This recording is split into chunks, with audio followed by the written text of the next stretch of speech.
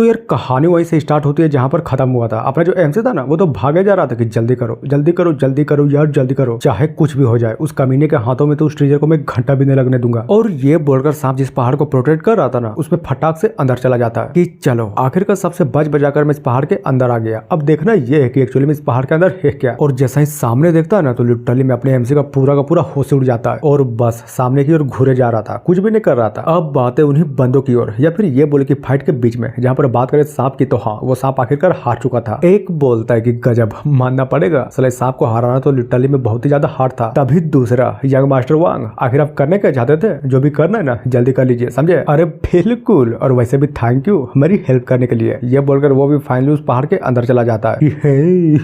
अब मजा आएगा सारा का सारा खजाना मेरा। तभी सामने की ओर देखते हुए बोलता है कि गुड, आखिरकार तुम मुझे यहाँ पर मिल ही गए, नाइस। और अब जाकर पता चलता है कि वो चीज एक्चुअली में था क्या। वो चीज कुछ और नहीं बल्कि ये बोले कि एक बहुत ही बड़े ड्रैगन का मरा हुआ शरीर था। वांग बोलता है कि सच्ची में मजा आ गया, शानदार, बहुत ही ज्यादा शानदार है ये चीज। जिस सांप से हम लोग इतनी देर से लड़ रहे थे वो सांप कुछ और नहीं बल्कि ये बोले इसी ड्रैगन का पूंछ था, यानी कि पूंछ का एक इवॉल्विंग रूप। लेकिन जो भी हो, काउसन सेक्टर में आने का सबसे बड़ा सपना मेरा आखिरकार सच हो ही गया। किसने सोचा था कि मुझे एक्चुअली में ये ड्रैगन इतनी जल्दी मिल जाएगा। हाँ? और सबसे इंपॉर्टेंट बात ये है कि खजाने को तुम तभी ले सकते हो जब तुम पूरी तरीके से सुरक्षित हो। और वो कैसे होगा? हाँ बिल्कुल, सांप को मारना पड़ेगा। यानी कि मेरे कहने का साफ साफ मतलब ये है कि जब तुम उस सांप को मारोगे तभी तुम उस गुफा के अंदर जा सकते हो, बस और कुछ भी नहीं। जहाँ पर बात करें वांग की तो वो भी चलते चलते एक मरे हुए आदमी के पास पहुंच जाता है और बोलता है कि विरासत के रूप में मुझे एक ब्लड ड्रॉप मिला है, जहाँ पर मैंने प्राचीन ग्रंथों की खोज में लगभग 3 साल बिताए थे और 1 लाख से भी अधिक स्पीड स्टोन के लिए भुगतान भी किया था। लेकिन कहते हैं ना कि इतना मेहनत करने के बाद मेरी मेहनत रंग लाई और ये ड्रैगन और ये ट्रीजर सारा का सारा सब कुछ मुझे मिल गया। और यही से मैं कसम खाता हूँ इस खजाने को लेने के बाद लिटरली मैं इस खजाने को पूरी दुनिया में ही प्रसिद्ध कर दूंगा। लेकिन क्या वो इतना कुछ बोल ही रहा था तभी अचानक से उस मारे हुए डेड बॉडी के ऊपर देखते हुए कुछ तो नोटिस करता है और जैसे ही चेक करता है ना तब जाकर उसको पता चलता है कि उस डेड बॉडी का स्टोरेज पाउच तो है ही नहीं। इधर बंदा भी परेशान होते हुए मन ही मन सोचे जा रहा था कि नहीं बिल्कुल भी नहीं, आखिर वो ट्रीजर गया कहाँ। मैंने अभी जस्ट थोड़ी देर पहले देखा था ना कि एक ट्रीजर इस सांप के शरीर के ऊपर फंसा था, जमीन खा गई या फिर साला आसमान निकल गया। तभी अचानक से अपने ब्लड ड्रॉप को यूज करते हुए उस खजाने को ढूंढने के लिए फाइनली ट्राई करता है कि चलो जल्दी करो जल्दी करो जल्दी बताओ आखिर वो खजाना है कहाँ पर। लेकिन क्या अचानक से कुछ तो ऐसा होता है जिसको देखने के बाद उस बंदे के भी पूरी तरीके से फट जाती है और फटाक से बहुत ही स्पीड से उस ड्रैगन के सर के ऊपर चढ़ जाता है। और जैसा ही गौर से देखता है ना तब जाकर पता चलता है कि उस ड्रैगन के सर के ऊपर लिटरली में एक बहुत ही बड़ा कट का निशान था। वांग बोलता है कि क्या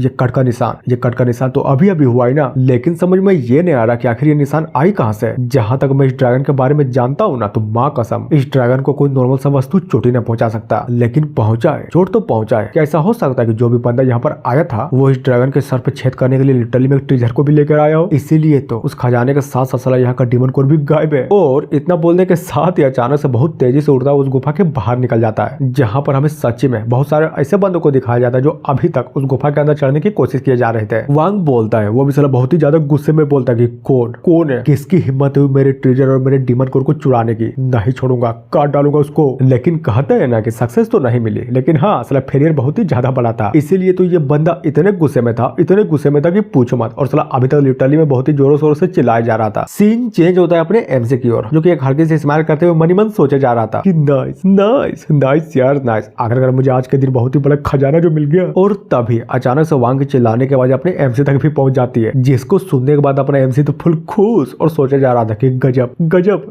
यार गजब, मुझे उम्मीद नहीं थी कि उस कमीने के चिल्लाने का आवाज साला इतना दूर तक पहुंच जाएगा। लेकिन जो भी हो साला मजा तो बहुत आया, वैसे भी आज के दिन मेरा बहुत ही बड़ा फायदा जो हो गया। और इतना बोलने के बाद अचानक से सीन चेंज होता है थोड़ी देर बाद, या फिर ये बोले कि अपने एमसी के गुफा के अंदर, जहाँ पर बात करें अपने एमसी की तो हाँ बिल्कुल वो मस्त आराम से थक हार कर लेटा पड़ा था और बोलता है कि बाप रे साला माँ कसम मैं तो लिटरली मैं बहुत ही ज्यादा थक गया। लेकिन वो सब छोड़ो, अभी फिलहाल सोने का वक्त नहीं है, सबसे पहले मुझे जाकर चेक करना पड़ेगा कि आज का मेरा फायदा हुआ तो हुआ क्या। कि चलो ये रहा वो फर्स्ट आइटम, और अगर इसके नाम की बात करें ना तो इसका नाम होता है गोल्डन स्टोरेज पाउच, समझे? अरे बोलो तो समझे कि नहीं यार। और कहानी बताई जाती है कि जब वो अपने एमसी उस गुफा के अंदर घुसा था ना तो उस गुफा के अंदर एक्चुअली में था तो था क्या। पहले तो उस मरे हुए आदमी को प्रणाम करता है और दूसरी बात ये बोलता है कि मानना पड़ेगा इस आदमी ने सच्ची में ड्रैगन के साथ टकरा गया था। मतलब सोचो जब ये आदमी जिंदा होगा तब ये कितना पावरफुल होगा। खैर छोड़ो वो सब, चलो सबसे पहले इस थैली के अंदर देखते हैं कि आखिरकार इस थैली के अंदर है क्या। और जैसा ही गौर से देखता है ना तो हाँ साला दूसरे पर उस थैली को बंद कर देता है और अंदर डालने के बाद उस थैली के अंदर से कुछ तो निकालने का ट्राई किया जा रहा था। और जैसा ही देखता है ना तो वो चीज कुछ और नहीं नहीं बल्कि ये बोले कि एक बहुत ही बड़ी स्पिरिट स्टोन थी, जिसको देखने के बाद अचानक से अपने एमसीबी पूरे तरीके से चौंका पड़ा था और मन ही मन सोचता है कि अद्भुत अद्भुत सलाब ये क्या चीज है बे। हाँ, ये जो स्पिरिट स्टोन है ना, ये कोई नॉर्मल स्पिरिट स्टोन नहीं बल्कि ये बोले कि सलाब बाकी से बहुत ही ज्यादा अलग है। 1 मिनट,